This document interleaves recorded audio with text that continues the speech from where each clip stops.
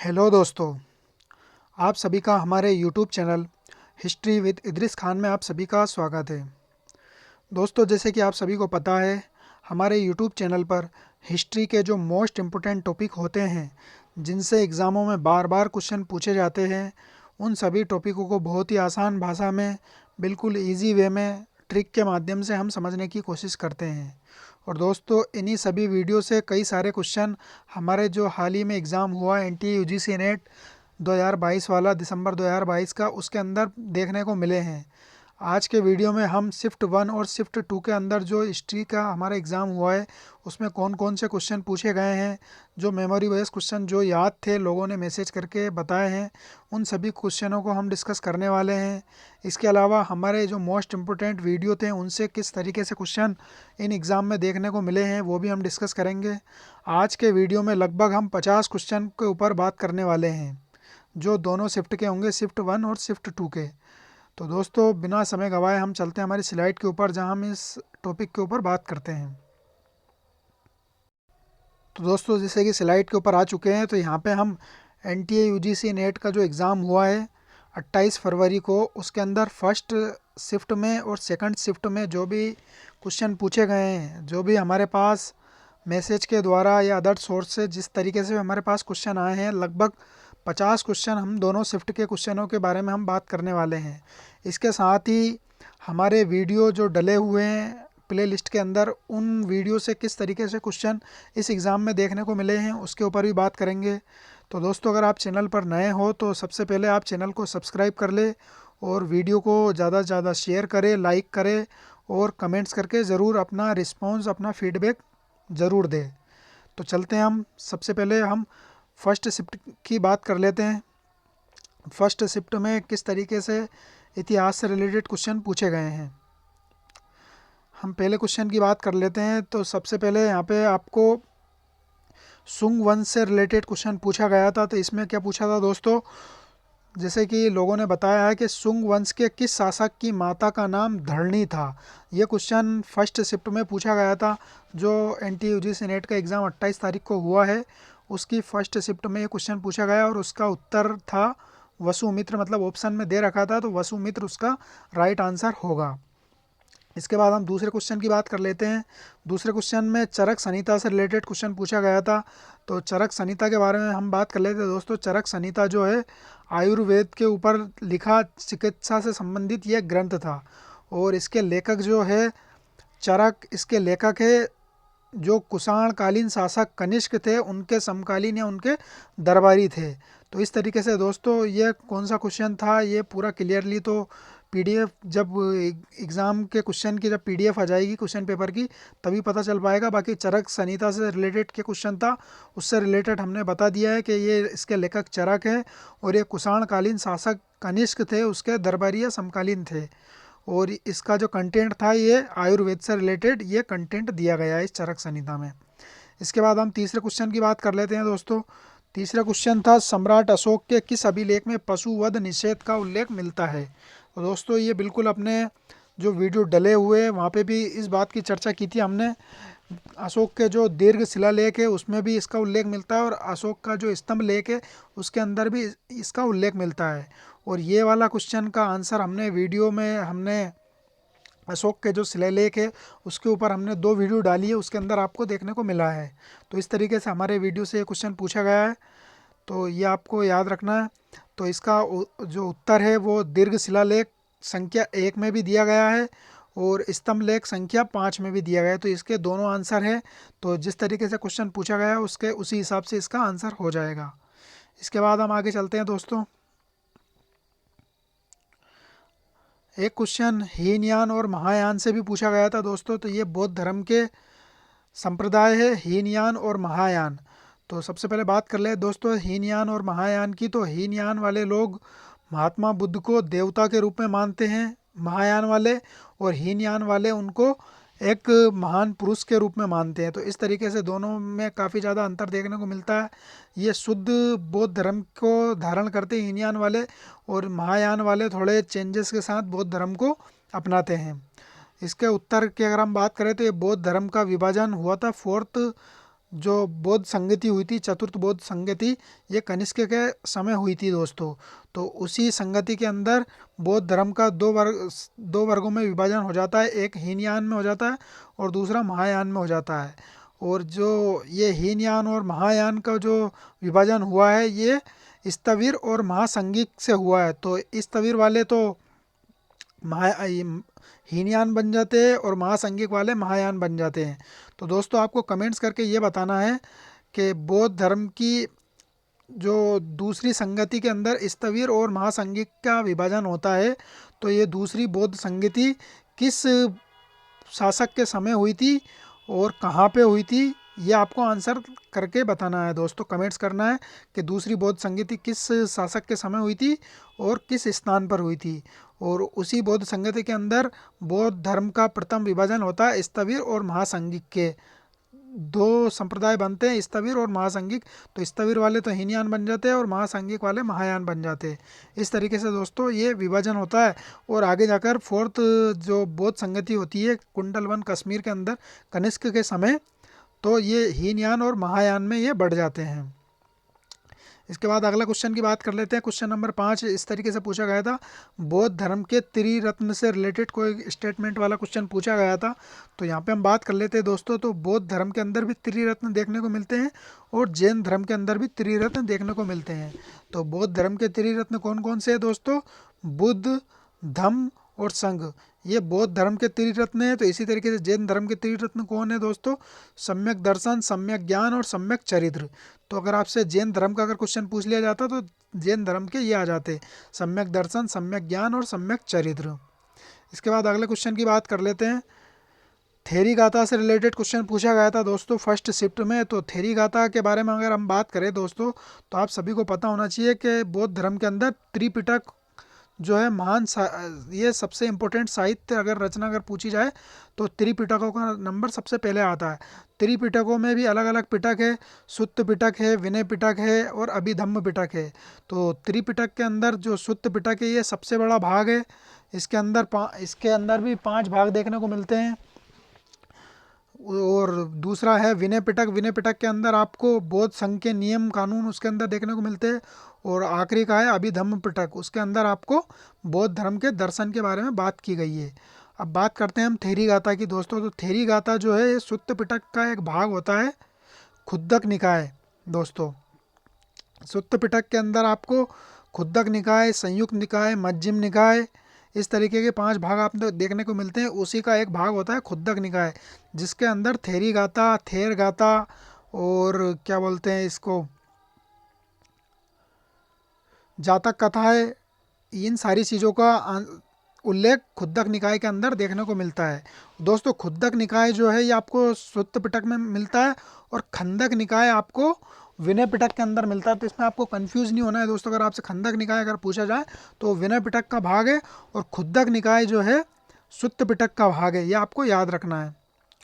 इसके बाद आगे चलते हैं दोस्तों। क्वेश्चन नंबर 7 है ये। तो इसमें क्या पूछा गया था, डलहौजी ने किसका विलय नहीं किया था? दोस्तों आप सभी को पता होना चाहिए, राज्यों की विलय की नीति जो व्याप्तगत सिद्धांत है उसका प्रतिपादन डलहौजी ने किया था। उसी ने यहाँ भारत के अंदर जब गवर्नर जनरल जब बनकर आया था तो उसी ने यहाँ पे ये नीति को अपनाया था। और कई सारे राज्यों को उसने हड़पा था। तो उसी में उसने करौली के ऊपर भी हाथ डाला था। तो करौली को उसके ऊपर बोर्ड ऑफ कंट्रोल ने इसको करौली को इसने हड़पने से इसको डलहौजी को मना कर दिया था। तो ये आंसर आपका करौली होगा। तो करौली का विलय डलहौजी नहीं कर पाया था, बाकी का इसने अवध का विलय किया था, झांसी का विलय किया था, पंजाब का विलय किया था, इस तरीके से सूरत का विलय किया, सतारा का विलय किया था, संबलपुर का किया था, जैतपुर का किया था। तो कई सारी रियासतों का इसने विलय किया था बाकी, मगर इसने करौली का विलय नहीं कर पाया था। तो ये क्वेश्चन NTUGC नेट का जो फर्स्ट शिफ्ट का एग्ज़ाम है उसके अंदर पूछा गया था। इसके बाद आगे देख लेते हैं दोस्तों। अगला क्वेश्चन, अंग्रेजों को कोहिनूर का हीरा कब प्राप्त हुआ था? तो मतलब इसमें आपको ऑप्शन में आंग्ल सिख युद्ध के बारे में बताया गया था, कौन से आंग्ल सिख युद्ध के घटना के बाद इनको अंग्रेजों को कोहिनूर हीरा प्राप्त हुआ था। तो इसका आंसर हो जाएगा दूसरा आंग्ल सिख युद्ध हुआ था, जो महाराजा दिलीप सिंह के समय की बात है। तो उसी समय महाराजा दिलीप सिंह से कोहिनूर हीरा अंग्रेज़ों को प्राप्त हो जाता है दोस्तों। और ये युद्ध जो होता है डलहौजी के समय होता है। इसके बाद आगे देख लेते हैं दोस्तों। अगला क्वेश्चन क्या पूछा गया था, कृष्णा से अटक तक का नारा किसने दिया था। तो ये मराठा साम्राज्य से क्वेश्चन पूछा गया था। तो मराठा साम्राज्य में जो पेशवा थे बाजीराव प्रथम, उन्होंने ये नारा दिया था दोस्तों। और दूसरा एक और नारा दोस्तों, एक और नारा दूसरे पेशवा ने दिया था, तो वो आपको कमेंट्स करके बताना है दोस्तों। कटक से अटक तक का नारा किस पेशवा ने दिया था दोस्तों, तो ये आपको कमेंट करके बताना है। तो ये आपको कृष्णा नदी है, ये कृष्णा नदी से तो अटक तक का नारा तो बाजीराव प्रथम ने दिया था, मगर आपको कटक से अटक तक का नारा ये आपको कमेंट्स करके बताना है। कटक से अटक तक का नारा किस पेशवा ने दिया था, तो पेशवा का नाम आपको कमेंट्स करके बताना है दोस्तों। इसके बाद आगे चलते हैं दोस्तों। तो अगला क्वेश्चन मध्यकालीन शब्दावलियों से पूछा गया था दोस्तों। तो आप सभी को पता होना चाहिए मध्यकालीन शब्दावलियाँ काफ़ी ज़्यादा इंपॉर्टेंट रहती है और कई सारे एग्जामों में पूछी गई है। यहाँ तक कि NTUGC नेट के अंदर तो बार बार यहाँ से शब्दावलियों को मैच करने वाले क्वेश्चन पूछा गया था। तो दोस्तों ये वाला क्वेश्चन भी मैच करने वाला ही था, मगर यहाँ पर आपको 2 शब्दावलियाँ मिली है, बाकी की 2 का पता नहीं है 2 में और क्या पूछा था। तो एक पूछा था जमा और हासिल, तो इनका अर्थ के साथ इनको मैच करना था। तो यहाँ पे हम बात करते हैं दोस्तों। तो जमा में जो भी लगान वसूली निर्धारित की जाती है उसको जमा बोला जाता है। कहने का मतलब अगर इस राज्य के ऊपर इन्होंने 1000 टका या 1000 रुपये इसके ऊपर लगान निर्धारित कर दी है तो ये जमा हो जाएगा। मगर यहाँ से लगान निर्धारित तो इतनी कर दी है, मगर इसको जब वसूल किया जाता है तो पता चलता है कि यहाँ से 900 ही रुपये यहाँ से वसूल किए जा रहे हैं, तो ये हासिल हो जाता है। मतलब वास्तविक आय जो प्राप्त होती है वहाँ से उसको हासिल कहा जाता है। तो दोस्तों जिसको लगान निर्धारित किया जाता है उसको जमा बोला जाता है और वास्तविक आय को हासिल कहा जाता है। इसके बाद अगला क्वेश्चन देख लेते हैं दोस्तों। आंग्ल बर्मा युद्ध से रिलेटेड कोई क्वेश्चन पूछा गया है तो आंग्ल बर्मा युद्ध बात करते हैं दोस्तों। तो ये 3 आंग्ल बर्मा युद्ध हुए हैं। तो सबसे पहला आंग्ल बर्मा युद्ध होता है 1824 से 1826 में, तो ये लॉर्ड एमहर्स्ट के समय हुआ था। फिर दूसरा आंग्ल बर्मा युद्ध होता है लॉर्ड डलहौजी के समय 1852 में। और तीसरा आंग्ल बर्मा युद्ध होता है दोस्तों लॉर्ड डफरिन के समय 1885 से 86 के मध्य। इसके बाद एक क्वेश्चन पूछा गया था कोलिंगवुड की पुस्तक के बारे में पूछा गया था। तो हिस्टोरियोग्राफी के में भी ये क्वेश्चन पूछा गया दोस्तों कि कोलिंगवुड की कौन सी पुस्तक थी। तो अलग अलग ऑप्शन दिए गए थे, तो उसमें उत्तर में आपको द आइडिया ऑफ हिस्ट्री, तो यह बिल्कुल कई सारे एग्जामों में क्वेश्चन पूछा गया है, बार बार क्वेश्चन पूछा जाता है। और कोलिंगवुड के बारे में आपको पढ़ लेना चाहिए नेक्स्ट एग्जाम के लिए। आपको कोलिंगवुड मोस्ट इंपॉर्टेंट है। इससे रिलेटेड इसने कौन सी परिभाषा दी है, जैसे कि बताया इसने कि समस्त इतिहास विचारों का इतिहास है, तो ये परिभाषा कोलिंगवुड की है और ये पुस्तक का नाम है द आइडिया ऑफ हिस्ट्री। तो ये आपको याद रखना है दोस्तों। इसके बाद अगला क्वेश्चन एक पूछा गया था दोस्तों गुप्त वंश का राज चिन्ह के बारे में पूछा गया था। तो राज चिन्ह जो है इनका गरुड़ था। इसके बाद अगला क्वेश्चन एक और घाघरा युद्ध के रिलेटेड कोई क्वेश्चन पूछा गया था स्टेटमेंट बेस। तो उसमें अगर पता हो तो ये बाबर और महमूद लोदी के बीच में वो 1529 के अंदर ये युद्ध हुआ था दोस्तों। और इससे रिलेटेड क्या क्या स्टेटमेंट पूछे गए थे तो ये जब पेपर आएगा तभी पता चलेगा। इसके बाद एक क्वेश्चन रमोसी विद्रोह से पूछा गया था दोस्तों। तो ये रमोसी विद्रोह महाराष्ट्र के अंदर हुआ था दोस्तों। तो इसका हमने वीडियो के अंदर बताया था, जो PDF डाली थी उसी के अंदर बताया था। और ये विद्रोह महाराष्ट्र के अंदर होता है और इसके नेता चित्तर सिंह इसके नेता होते हैं। 1882 के अंदर ये विद्रोह होता है दोस्तों।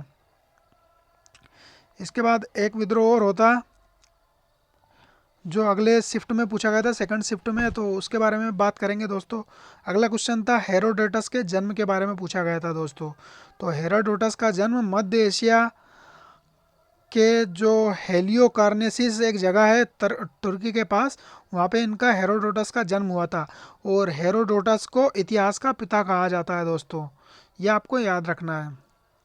इसके बाद एक क्वेश्चन दोस्तों एस्तादो द इंडिया के बारे में पूछा गया था। तो एस्तादो द इंडिया किस कंपनी को कहा गया। तो भारत के अंदर कई सारी विदेशी कंपनियां आई है अपने अपने व्यापार के उद्देश्य के लिए। तो सबसे पहले पुर्तगाली कंपनियां आई है, फिर उसके बाद डच, फिर उसके बाद फ्रेंच, फिर उसके बाद अंग्रेज, फिर उसके बाद फ्रेंच, इस तरीके से कई सारी कंपनियां आई है। तो आपसे अगर ये क्वेश्चन पूछा गया तो एस्तादो दा इंडिया, तो ये पुर्तगाली कंपनी का एक नाम था दोस्तों। इसके बाद एक क्वेश्चन सरंजामी प्रथा से पूछा गया था दोस्तों, तो ये मराठा प्रशासन से रिलेटेड थी। इसके अंदर मराठा सरदारों को भूमि दी जाती थी, जिसके बदले उनको सेना रखना और सेना का वेतन भत्ता उस भूमि से इनको दिया जाता था दोस्तों। तो ये मराठा प्रशासन से रिलेटेड ये प्रथा थी। इसके बाद अगला क्वेश्चन था लाहौर अधिवेशन से रिलेटेड कोई क्वेश्चन पूछा गया था। तो लाहौर अधिवेशन, एक कराची अधिवेशन और एक लखनऊ अधिवेशन, ये मोस्ट इम्पोर्टेंट अधिवेशन है कांग्रेस के। तो ये सारे अधिवेशन वैसे हम करवाने वाले थे, मगर ये एग्ज़ाम काफ़ी ज़्यादा जल्दी होने की वजह से ये सारे चीज़ें कंप्लीट नहीं करवा पाए। बाकी आने वाले एग्ज़ाम में ये सारी चीज़ें आपको करवा दी जाएगी।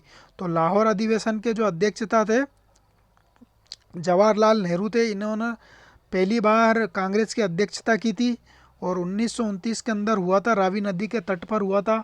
इसी अधिवेशन के अंदर स्वतंत्रता दिवस मनाने की घोषणा की गई थी, जो 26 जनवरी 1930 को मनाया गया था दोस्तों। और इसके बाद दोस्तों अगला क्वेश्चन पूछा गया था औरंगजेब के समय 7,000 का मनसब किसे दिया गया था दोस्तों। औरंगजेब के समय 7,000 का मनसब दो राजपूत सरदारों को दिया गया था, एक तो जय सिंह को, मिर्जा राजा जय सिंह, और एक जसवंत सिंह को दिया गया था दोस्तों। तो दोनों को 7,000 का मनसब दिया गया था, तो ये आपको याद रखना है दोस्तों। इसके बाद आगे चलते हैं। अब ये सारे क्वेश्चन फर्स्ट शिफ्ट में पूछे गए थे, इसमें लगभग 3 से 4 क्वेश्चन हमको हमारे वीडियो में देखने को मिल जाते हैं। बाकी सेकंड शिफ्ट के अंदर सबसे ज़्यादा क्वेश्चन आपको वीडियो में आपको इनके आंसर आपको मिल जाएंगे। तो कई सारे वीडियो में हमने इनसे रिलेटेड क्वेश्चन करवाए, इनसे रिलेटेड फैक्ट, इनसे रिलेटेड थ्योरी करवाई है। तो सेकंड शिफ्ट के अंदर कौन कौन से क्वेश्चन पूछे हैं, सबसे पहले बात कर लेते हैं दोस्तों पहले प्रश्न की। तो हथनोरा से किस मानव जीवाश्म का साक्ष्य मिला है। तो दोस्तों ये मोस्ट इम्पोर्टेंट क्वेश्चन है और कई सारे एग्जामों में ये क्वेश्चन पूछा गया है। और ये वाले क्वेश्चन का आंसर हमारा जो स्टोन एज का जो वीडियो बनाया था, तो उसके पार्ट 1 के अंदर आपको ये वाला फैक्ट आपको दिख जाएगा दोस्तों। तो पार्ट 1 के अंदर ये वाला फैक्ट पूछा गया है और वहाँ पे आपको थ्योरी में समझाया गया था, और ये इसको मोस्ट इम्पोर्टेंट उस टाइम पे वीडियो में बताया भी था। तो इसका उत्तर होगा होमो इरेक्टस, जिसकी खोज 1982 में अरुण सोनकिया ने की थी दोस्तों। और हथनोरा कहाँ पे स्थित है दोस्तों, ये आपको कमेंट्स करके बताना है। मतलब हथनोरा जो साइट है ये भारत के किस राज्य के अंदर स्थित है, आपको कमेंट्स करके बताना है दोस्तों। इसके बाद दूसरा क्वेश्चन दोस्तों, उत्तरवेणीपुरा स्थल किस राज्य में स्थित है। तो दोस्तों इसका उत्तर होगा कश्मीर, मतलब जम्मू कश्मीर के अंदर ये स्थल स्थित था दोस्तों। तो ये पूरा स्थल है उत्तरवेणी के नाम से। ये क्वेश्चन पूछा गया था सेकंड शिफ्ट में। एक और क्वेश्चन पूछा गया था दोस्तों, गौतम बुद्ध के गुरु आलार कलाम का संबंध किस गणराज्य से था। तो दोस्तों बिल्कुल ये तो इजी क्वेश्चन था, तो इसका ऑप्शन भी दिया गया था। तो उत्तर में भी ऐसे ही केशपुत कलाम, तो कलाम से कलाम आप मिला सकते हैं दोस्तों। तो यहाँ पे आलार कलाम इनके गणराज्य के नाम के साथ ही लिखा हुआ था। तो ये केशपुत कलाम के ये निवासी थे। तो गौतम बुद्ध के ये गुरु थे, गुरु आलार कलाम। इसके बाद आगे चलते हैं दोस्तों।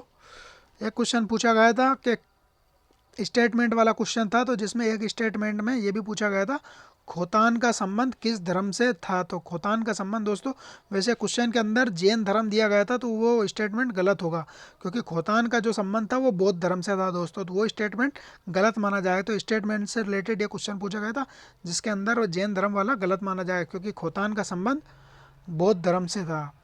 एक क्वेश्चन आया था सुंग वंश के शासकों की क्रोनोलॉजी।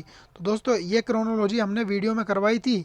तो इसमें काफ़ी ज़्यादा जो शासक है, जैसे कि पुष्यमित्र, अग्निमित्र, वसुमित्र, इनकी क्रोनोलॉजी हमने वीडियो के अंदर करवाई है। चाहे तो आप प्लेलिस्ट में जाकर ये वीडियो देख सकते हो। पार्ट 1 की जो क्रोनोलॉजी वाला वीडियो था हमारा प्राचीन भारत का, उसके अंदर ये क्रोनोलॉजी आपको दिख जाएंगी। तो उसका उत्तर था दोस्तों, पहले पुष्यमित्र सुंग आएंगे, क्योंकि पुष्यमित्र सुंग ने ही सुंग वंश की स्थापना की थी। फिर उसके बाद अग्निमित्र, फिर उसके बाद वसुमित्र, फिर उसके बाद पुलिंदिक, और फिर उसके बाद धनभूति। दोस्तों ये सारे शासकों की क्रोनोलॉजी पूछी गई थी सेकंड शिफ्ट के अंदर, और ये क्रोनोलॉजी हमने वीडियो में पहले ही करवाई थी पार्ट 1 के अंदर। आप जाकर देख सकते हो दोस्तों, क्रोनोलॉजी वाला जो पार्ट 1 है उसके अंदर ये क्रोनोलॉजी आपको दिख जाएगी। इसके बाद दोस्तों एक क्वेश्चन पूछा गया था, कार्दमक वंश का प्रथम शासक कौन था। दोस्तों ये बिल्कुल इजी क्वेश्चन है, चेस्टन था इसका। और कार्दमक वंश का जो शासन था, उज्जैन में इनकी राजधानी थी दोस्तों। कार्दमक वंश का ही शासक होता है रुद्रदामन, जो सुदर्शन झील का निर्माण करवाता है और पुलवामी को ये पराजित करता है। सातवाहन शासकों के साथ काफ़ी ज़्यादा संघर्ष इसका देखने को मिलते हैं दोस्तों। और ये कार्दमक वंश वाला जो क्वेश्चन है दोस्तों, ये लगभग एग्ज़ाम से 3 या 4 दिन पहले हमने जो हमारा टेलीग्राम का चैनल है उस पर यह क्वेश्चन डाला था दोस्तों, चाहे तो आप जाकर देख सकते हो। कार्दमक वंश का शासक, प्रथम शासक चेस्टन को उसमें बताया गया है। तो ये सारी चीज़ें काफ़ी ज़्यादा इंपॉर्टेंट है जो हमारे चैनल पर अपलोड करवाई जाती है, जिनसे बार बार एग्जामों में क्वेश्चन पूछे जाते हैं। तो ये चीज़ें आपको आप समझ में आ रही होगी।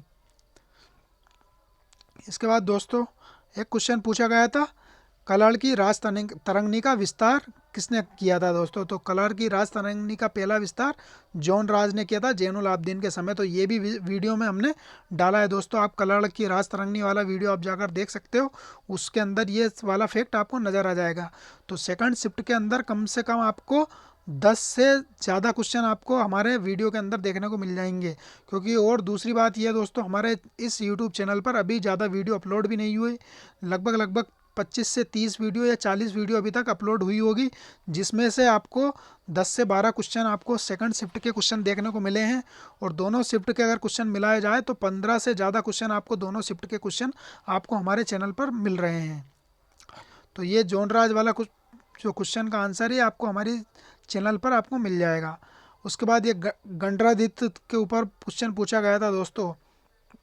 गंडरादित्य ये सेकंड शिफ्ट में पूछा गया था, गंडरादित्य कौन था। तो दोस्तों ये चोल शासक था। ये वाला भी क्वेश्चन हमने हमारे जो क्रोनोलॉजी वाला पार्ट 4 था या पार्ट 3 जो आखिरी का पार्ट था हमारा, उसके अंदर ये वाला क्वेश्चन का आंसर आपको मिल जाएगा दोस्तों। तो ये दोनों क्वेश्चन के आंसर आपको एग्ज़ाम से पहले ही हमारे चैनल पर जो वीडियो अपलोड करवाई थी उसके अंदर आपको मिल गए थे।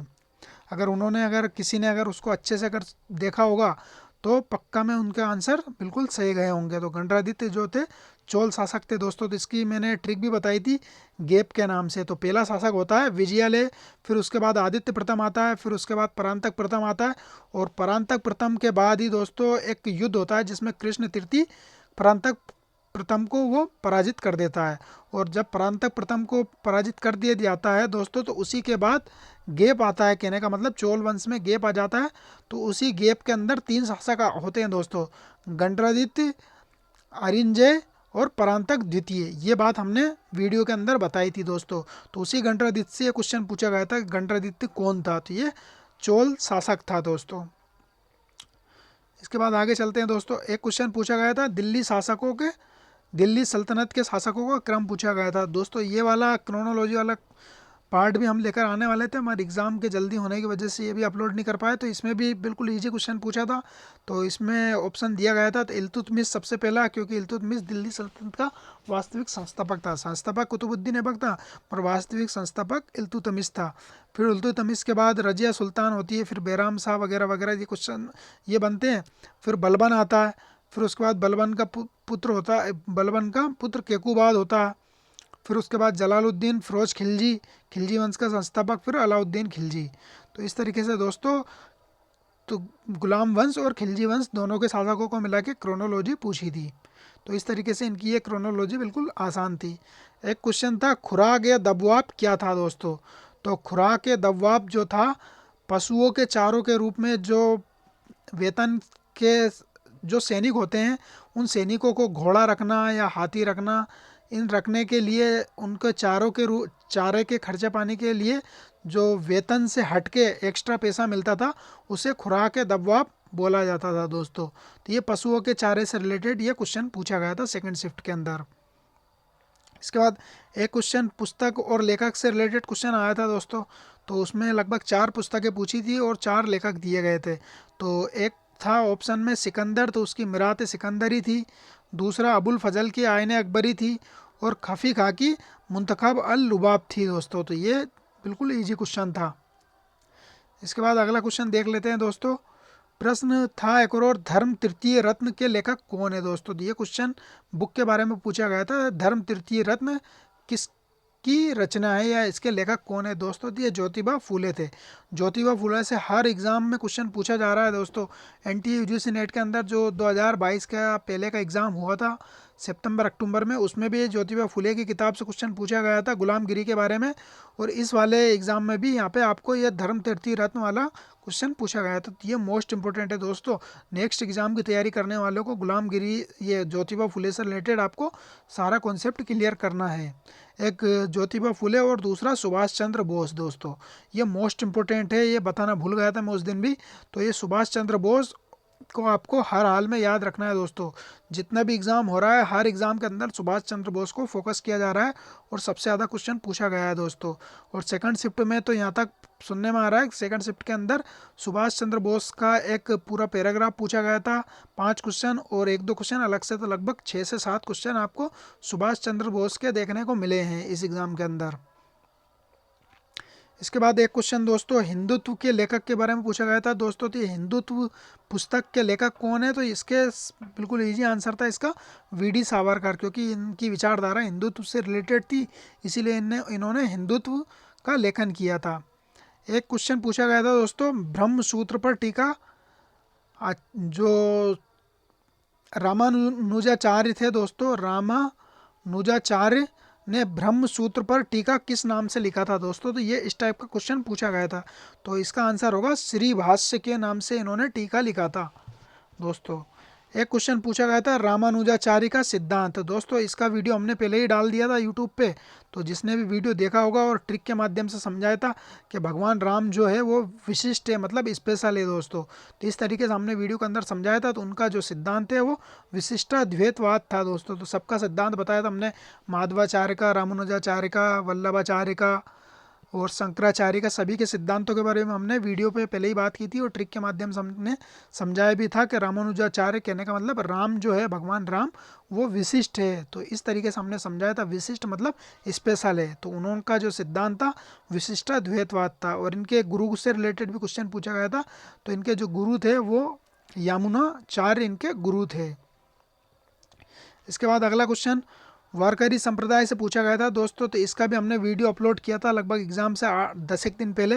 महाराष्ट्र के अंदर जो भक्ति धर्म सुधार आंदोलन था उससे रिलेटेड ये क्वेश्चन आपको वहाँ पे देखने को मिल जाएगा। वारकरी संप्रदाय से रिलेटेड थे संत ज्ञानेश्वर, नामदेव और तुकाराम। एक वारकरी संप्रदाय की बात की थी और एक घरकरी संप्रदाय की बात की थी दोस्तों। तो घरकरी संप्रदाय के संस्थापक जो थे वो रामदास थे और वारकरी संप्रदाय से रिलेटेड जो थे वो ज्ञानेश्वर, नामदेव और तुकाराम थे। तो ये इस टाइप का क्वेश्चन सेकंड शिफ्ट के अंदर पूछा गया था जो हमारी क्लास से आया है डायरेक्ट। इसके बाद मोनियार विलियम्स का सहयोग संस्कृत से अंग्रेजी भाषा का शब्दकोश तैयार करने में इनकी हेल्प किसने की थी दोस्तों? तो ये क्वेश्चन पूछा गया था। तो मोनियार विलियम्स की हेल्प किसने की थी? तो इसका आंसर हो जाएगा श्यामजी कृष्ण वर्मा, जो इंग्लैंड के अंदर इनका इंडिया हाउस था और उन्होंने इंडिया हाउस के अंदर रहकर काफ़ी ज़्यादा क्रांतिकारियों को वहाँ पे सहयोग किया था। और दोस्तों इन्हीं से बदतमीजी करने के चक्कर में मदन लाल धिंगरा ने करजन वैली की हत्या की थी इंग्लैंड के अंदर। इसके बाद अगला क्वेश्चन देख लेते हैं दोस्तों, घनश्याम दास बिरला किस पार्टी से चुनाव लड़े थे दोस्तों? तो इस टाइप का क्वेश्चन सेकंड शिफ्ट के अंदर पूछा गया था। तो इसका राइट आंसर हो जाएगा स्वराज पार्टी दोस्तों। स्वराज पार्टी से चुनाव लड़के और विधानसभा के ये अध्यक्ष बने थे दोस्तों। इसके बाद आगे चलते हैं, आनंद मठ से क्वेश्चन पूछा गया था दोस्तों। ये हमने मोस्ट इम्पोर्टेंट जो क्लास ली थी, किसानों का जो आंदोलन हुआ था, सन्यासी विद्रोह, जो स्टार्टिंग का जो पार्ट 1 है विद्रोह का, जिसके अंदर हमने राजनीतिक और धार्मिक विद्रोह के ऊपर एक क्लास ली थी, जिसके अंदर हमने सन्यासी विद्रोह, फ़कीर विद्रोह और फरेजी विद्रोह, इस तरीके के कई सारे विद्रोह की हमने क्लास ली थी। उसके अंदर हमने सन्यासी विद्रोह की भी बात की थी और उसमें ये वाला फैक्ट आपको देखने को मिल जाएगा। आनंद मठ जो बंकिम चंद्र चटर्जी का एक नाटक है आनंद मठ उपन्यास, तो वो उसका संबंध किस विद्रोह से था दोस्तों? तो सन्यासी विद्रोह के ऊपर इन्होंने आनंद मठ की रचना की थी। किसने? बंकिम चंद्र चटर्जी ने। इसके बाद अगला क्वेश्चन देख लेते हैं दोस्तों। ये वाला क्वेश्चन भी अपने स्लाइड से या अपनी क्लास से ये क्वेश्चन पूछा गया है दोस्तों। ग्यासपुर में किसकी खानका थी? तो दोस्तों ये बिल्कुल इजी क्वेश्चन है। सूफीवाद का जो हमने चिश्ती सिलसिले से रिलेटेड एक वीडियो बनाया था, पार्ट 2 के नाम से है वो, तो उसमें क्वेश्चन आपको मिल जाएगा, मिर्ज़ा निज़ामुद्दीन औलिया की खानका थी। तो ये बिल्कुल रेड हाईलाइट करके हमने वीडियो के अंदर लिखा है। इसके बाद एक क्वेश्चन दोस्तों, सिख गुरु ने पारिवारिक संत होने का उपदेश, मतलब अपने शिष्यों को किस गुरु ने पारिवारिक संत होने का आदेश दिया था दोस्तों? तो उत्तर में आ जाएगा गुरु रामदास। गुरु रामदास के पुत्र थे गुरु अमरदास है, ये गुरु अमरदास के पुत्र थे गुरु रामदास, और इनकी बीवी थी बीबी भानी। कहने का मतलब गुरु रामदास जो थे गुरु अमरदास के दामाद होते हैं और वो अगले गुरु बनते हैं। और जब इन्होंने शादी की थी बीबी भानी की, मतलब गुरु अमरदास ने अपनी पुत्री की जब शादी की थी गुरु रामदास से, तो इस शादी में अकबर ने 500 बीघा ज़मीन इनको दान में दी थी दोस्तों। उसी ज़मीन के ऊपर अमृतसर शहर का निर्माण गुरु रामदास ने किया था। तो इस तरीके से दोस्तों इसका आंसर हो जाएगा गुरु अमरदास। ये दोनों क्वेश्चन जो है हमारी क्लास से पूछे गए हैं। क्लास के अंदर इनका आंसर आपको देखने को मिल जाएगा जो प्लेलिस्ट के अंदर डली हुई है। इसके बाद अगला क्वेश्चन देख लेते हैं दोस्तों। प्रथम सुल्तान जिसने विदेशियों से संबंध स्थापित किया था दोस्तों, दिल्ली सल्तनत के अंदर कौन सा सुल्तान था जिसने विदेशों से संबंध स्थापित किया था? चीन वगैरह, अरब वगैरह इनसे संबंध स्थापित किए थे मोहम्मद बिन तुगलक ने दोस्तों। इसके बाद एक क्वेश्चन पूछा गया था, सूफीवाद के प्रमुख सोपान दोस्तों, जिनका सोपान जो बिल्कुल 8 सोपान है उनके बारे में क्वेश्चन पूछा गया था। तो दोस्तों ये सूफीवाद का जो हमारा पार्ट 1 का जो क्वेश्चन जो हमने वीडियो डाला है, तो सूफीवाद से 2 क्वेश्चन पूछे गए हैं और दोनों क्वेश्चन हमारी क्लास के अंदर आपको मिल जाएंगे इनके आंसर। तो पार्ट 1 जो है हमारा सूफीवाद का, जिसके अंदर हमने सिद्धांत शब्दावलियों के बारे में चर्चा की थी, उन्हीं शब्दावलियों से ये क्वेश्चन पूछा गया है दोस्तों। तो उसके अंदर आपको शरीयत, तरीक़त, हकीकत और वुस्ल नाम से ये ऑप्शन पूछे गए थे, जिसको वुस्ल को मारिफत भी कहा जाता। तो इस तरीके से दोस्तों ये चारों ऑप्शन बिल्कुल राइट है। ये हमारा सूफीवाद का जो पार्ट 1 है उसके अंदर आपको ये दिख जाएगा। इसके बाद एक क्वेश्चन और पूछा गया था, रामायण के अनुवाद के बारे में एक स्टेटमेंट वाला क्वेश्चन पूछा गया था, जिसमें रामायण का तमिल अनुवाद, रामायण का थाई अनुवाद, तो इस तरीके के क्वेश्चन पूछे गए थे दोस्तों। तमिल अनुवाद के ऊपर हमने पहले ही वीडियो में रामायण का जो अनुवाद और महाभारत का अनुवाद वाला वीडियो लेकर आए थे, उसी के अंदर हमने कंबन के बारे में बताया था। कंबन ने तमिल अनुवाद किया था ई रामावतारम के नाम से दोस्तों। तो ये भी हमारे वीडियो से ये क्वेश्चन देखने को मिला है दोस्तों। तो लगभग 10 से ज़्यादा क्वेश्चन आपको सेकंड शिफ्ट के 10 से ज़्यादा क्वेश्चन हमारे वीडियो से आपको देखने को मिल रहे हैं, और टोटल क्वेश्चन लगभग 15 प्लस क्वेश्चन दोनों शिफ्ट को हमारे वीडियो से देखने को मिले हैं। इसके बाद एक क्वेश्चन और पूछा गया है दोस्तों, अशोक का कौन सा अभिलेख उल्टे कटोरे पर उत्कीर्ण है? तो दोस्तों ये बिल्कुल डीपली क्वेश्चन पूछ लिया था इन्होंने, तो इसके तो कई सारी बुक के अंदर इसका आंसर नहीं मिल रहा है, पर फिर भी इसका जो आंसर है वो 7वां दीर्घ लेख इसका आंसर माना जाएगा दोस्तों। इसके बाद अगला क्वेश्चन देख लेते हैं दोस्तों। महात्मा गांधी से रिलेटेड एक क्वेश्चन पूछा गया था कि महात्मा गांधी को कब किस जेल में रखा गया था? इससे रिलेटेड क्वेश्चन, मतलब स्टेटमेंट बेस्ड क्वेश्चन था। तो इनका उत्तर हो जाएगा दोस्तों, सविनय अवज्ञा आंदोलन के अंदर जब इनकी गिरफ्तारी होती है, द्वितीय गोलमेज सम्मेलन से जब निराश होकर गांधी जी भारत आते हैं, तो वापस से अपने सविनय अवज्ञा आंदोलन को फिर से ये शुरू करते हैं।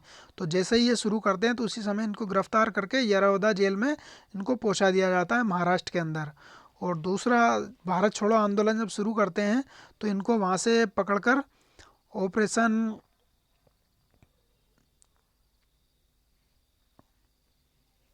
ऑपरेशन लोटस के नाम से, यह ऑपरेशन 0 आवर के नाम से एक ऑपरेशन चलाया जाता है भारत छोड़ो आंदोलन के समय। तो उसी समय गांधी जी को पकड़कर आगा का पैलेस के अंदर इनको रोक दिया जाता है दोस्तों। तो इनको आगा का पैलेस के अंदर भारत छोड़ो आंदोलन के समय और सविनय अवज्ञा आंदोलन के समय यरौदा जेल के अंदर इनको रोक दिया जाता है दोस्तों। इसके बाद एक क्वेश्चन इंटक से रिलेटेड सेकंड शिफ्ट के अंदर पूछा गया था दोस्तों। तो ये वाला वीडियो भी हमने यूट्यूब पर अपलोड कर दिया था लगभग 10 से 15 दिन पहले एग्ज़ाम से। तो ये वाला क्वेश्चन भी हमारे यूट्यूब क्लास से ये पूछा गया था। तो इंटक की स्थापना सरदार वल्लभ भाई पटेल ने 1947 के अंदर की थी, और इन्होंने all India trade union Congress से अलग होकर इंटक की स्थापना की थी दोस्तों। तो ये भी हमारी क्लास से ये क्वेश्चन पूछा गया है दोस्तों। एक क्वेश्चन इक्तदारी व्यवस्था से रिलेटेड क्वेश्चन आया था, जिसमें स्टेटमेंट से रिलेटेड पूरा क्वेश्चन पूछा गया था। तो इक्तदारी व्यवस्था के ऊपर भी हमने क्लास ली थी दोस्तों। तो ये देख सकते हो आप कितने सारे क्वेश्चन आपको हमारी क्लास से देखने को मिल रहे हैं। तो इसका उत्तर हो जाएगा दोस्तों, मोहम्मद गोरी ने इसकी शुरुआत की थी, मगर इसकी व्यवस्थित शुरुआत इल्तुतमिश ने की थी दोस्तों। इल्तुतमिश ही दिल्ली सल्तनत का वास्तविक संस्थापक था।